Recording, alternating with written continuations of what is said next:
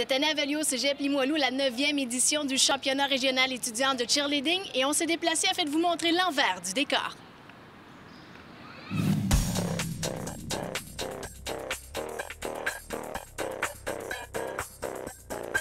Même si les athlètes travaillent fort sur le terrain pour donner le meilleur de leur performance, il n'en reste que ce sont les juges qui auront toujours le dernier mot. Par contre, ce n'est pas n'importe qui peut être juge. Ça demande d'avoir une certaine expérience du terrain et surtout de connaître la grille de critères. Ça doit faire au moins 4 ans que je suis juge présentement, là. Oui. Il faut passer par quoi pour être juge?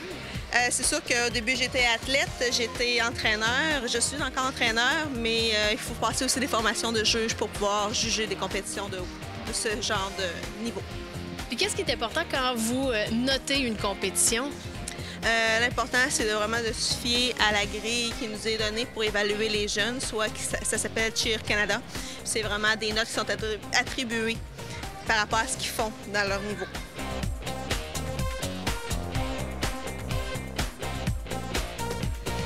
Tout est écrit, les éléments qu'ils doivent mettre dans leur routine, c'est sur quoi ils sont jugés pendant leurs 2 minutes 30 qu'ils font sur le tapis.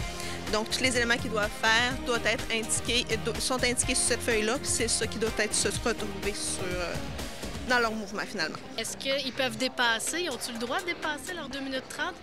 Ils ne peuvent pas, autant que possible, ils ne doivent pas dépasser plus que 5 secondes parce qu'il y a des points qui sont déduits. Mais si c'est en bas du 2 minutes 30, le temps n'est pas limité en bas du 2 minutes 30. Donc, ils peuvent faire 2 minutes, mais le maximum est vraiment de 2 minutes 30 secondes.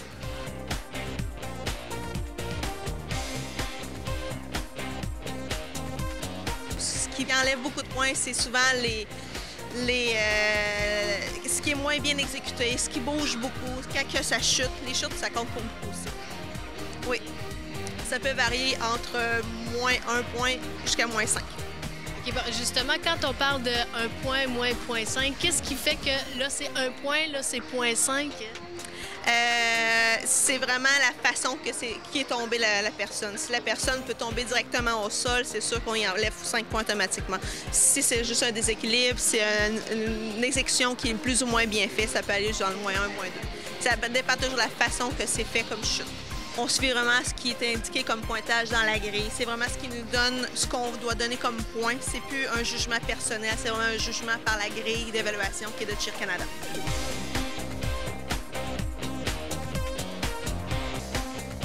Est-ce que chaque juge a sa spécificité? Oui, nous avons des juges en danse, nous avons des juges en gymnastique et saut, nous avons des juges au niveau de la pénalité, nous avons des juges sur des stuns, pyramides et projections.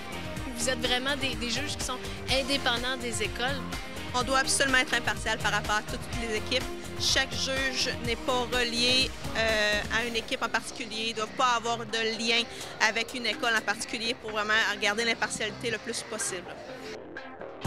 Également, comme tout sport comporte ses risques de blessures, pour éviter les pires, nos athlètes peuvent faire confiance aux attrapeurs externes qui sont toujours près d'eux pendant les chorégraphies et qui ont l'expérience du terrain.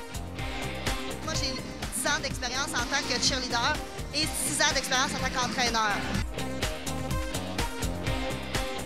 Donc, être attrapeur externe, ça signifie être directement sur le terrain de compétition et puis s'assurer vraiment que les athlètes, s'il y a des montées et puis des choses comme ça, de s'assurer vraiment de la sécurité des athlètes. Donc, de vérifier qu'il n'y en ait aucune ou aucun qui touche le sol. Donc, d'anticiper de quel côté pourrait tomber, de tomber à l'avant, à l'arrière ou sur les côtés. On doit vraiment anticiper cette chute-là pour être prêt puis vraiment...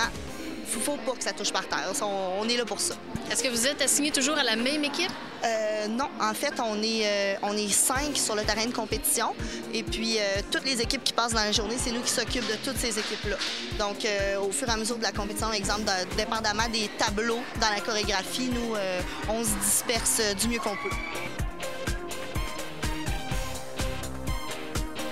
C'est ça qu'il faut être très, très concentré.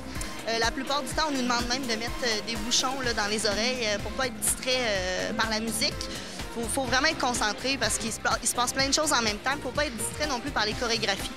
Oui, il y a les montées, mais souvent, il y a plusieurs choses qui se passent en même temps. Donc, il faut s'assurer d'être pas nuisible à la chorégraphie.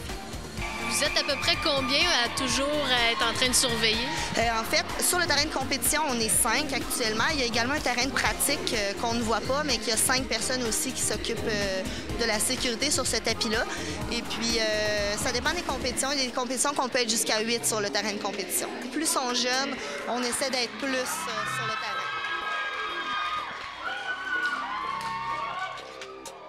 D'année en année, le cheerleading va chercher de plus en plus d'athlètes qui sont passionnés. Ce sport n'est pas que physique, il est également très complexe et s'est énormément développé dans la région de Québec.